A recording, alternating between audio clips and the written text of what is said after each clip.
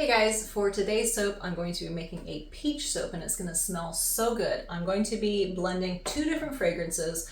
This one is super well behaved. This one can be problematic. So I'm really hoping that together they will still be well behaved. I'm going to be using my vertical molds and I made these melt and pour glycerin soap peaches. Aren't they super cute? I made these, took me a couple days to get them because I actually ended up having to use two different molds and kind of piecing them together to get the top part.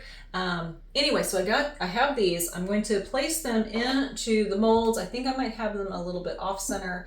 I'll figure that out here in a second. And then I'm going to be doing swirls of color. So I have four different colors. I've got orange, pink. This is gold here, but it discolors to kind of a peachy color. And then this kind of a cantaloupe color. I will also blend these two together, the pink and the orange, and that's what I used in the peach here to do a fifth color. I don't know if I'm going to do clear yet or not clear or white. I'll decide that here in a little bit.